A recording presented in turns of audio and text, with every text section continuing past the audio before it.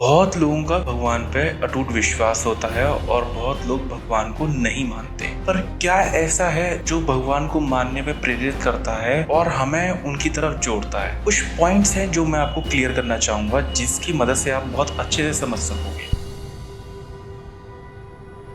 पहला पॉइंट आता है बिलीव, क्योंकि आप जिसको भी मानो उस पर विश्वास रखो, अटूट विश्वास कि वो किसी भी स्थिति में डगमगाना नहीं चाहिए। ये नहीं कि आज हमारे जीवन में परेशानियां आई, नहीं ऐसा कुछ नहीं होता, हम तो पहले ठीक थे, अब इनका नाम जप करने लगे तो हमारे में परेशानियां आ गई। नहीं, ऐसा कुछ नहीं है। बिलीव का मतलब ये है हर स्थिति में अपने प्रियतम, अपने ईश्वर पे, अपने इष्ट पे अटूट विश्वास करना, इतना विश्वास करना कि उससे ऊपर कुछ नहीं है। दूसरा पॉइंट, जो भी हम जाप कर रहे हैं यानी कि उनका नाम लेना, कि उनको भजते रहना, दिन रात भजना। हम कोई भी काम करते हैं अपने जीवन शैली में, सुबह उठने के बाद और सोने से पहले हम जितनी बार उनका नाम जप कर सकते हैं हम करते रहे निरंतर रूप से। हर सांस में जाप करने की आदत जो होती है ना, वो एक बहुत अच्छी होती है, और इसके लिए बहुत टाइम लगता है, धीरे धीरे करके वो भी आने लगता है। तीसरा, कंसिस्टेंसी। जो हम कर रहे हैं निरंतर रूप से करते रहें, बिल्कुल बरकरार रखें। जिस फॉर्म में हम हैं हम उनको निरंतर रूप से जपते रहना है। चौथा आता है रिफ्लेक्शन, कि नाम जप का क्या ऊर्जा है, क्या इसका महत्व है और कैसे इससे भगवत प्राप्ति की जा सकती है।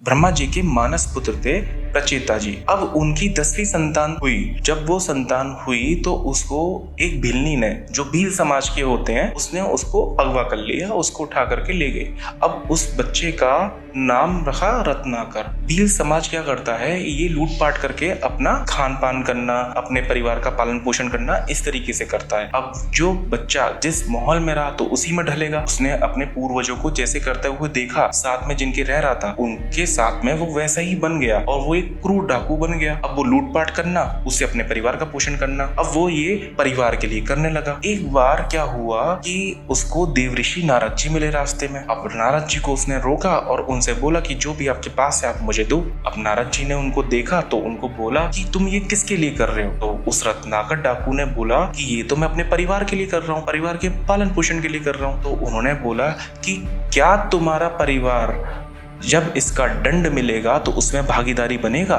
ये क्वेश्चन सुन के ना रत्नाकर एकदम स्तंभ हो गए। तो उसने बोला भी कि हाँ, क्यों नहीं बनेगा, क्योंकि मैंने उनके लिए किया है। तो उन्होंने बोला, देवऋषि नारद जी ने, एक काम करो, तुम अपने परिवार के पास जाओ और उनसे पूछो। नारद जी का ये कथन सुन के रत्नाकर अपने परिवार के पास गया। अब अपनी पत्नी से बोला, मैं जो धन प्राप्त करता हूँ वो लूटपाट करके करता हूँ, जो इसका दंड मिलेगा क्या तुम उसमें मेरी भागीदारी बनोगी?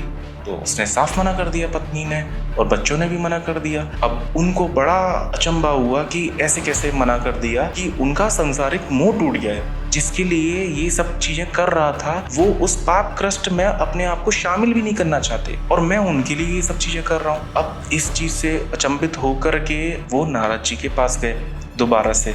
अब नारद जी से बोले, उनके चरणों में पड़ गए और बोले, मुझे ये बताइए कि मैं इन सब से कैसे निजात पा सकता हूँ, क्योंकि अब तक तो मैंने बहुत लूटपाट करी है और बहुत लोगों को लूटा है। तो नारद जी ने बोला, केवल एक नाम, सिर्फ राम नाम का जाप करो तुम। रत्नाकर ने इतने पाप करे थे, इतने लोगों के साथ लूटपाट करी थी कि वो राम नाम को भी बोल नहीं पा रहा था। अब वो राम राम बोले, उसके मुंह से मरा मरा निकले। वो फिर से कोशिश करे राम राम राम बोलने के लिए, बोले मरा मरा मरा। अब हुआ क्या, देवऋषि नारद जी ने बोला कि तुम मरा मरा जपो। वो रत्नाकर मरा मरा मरा मरा मरा मरा जपने लगा। अब इस नाम में भी, मरा मरा में भी राम का ही उच्चारण है। उसी से वो इतने लीन हो गए। जब उन्होंने साधना करना चालू करा, उन्होंने तपस्या, घोर तपस्या करी, बहुत भीषण तपस्या करी, तो ब्रह्मा जी का उनको वरदान मिला। ब्रह्मा जी ने उन्हें नाम दिया वाल्मीकि, और आगे जाके उन्होंने ही रामायण की रचना करी। तो केवल नाम जप करने से क्या हुआ, इसमें उनका हुआ विश्वास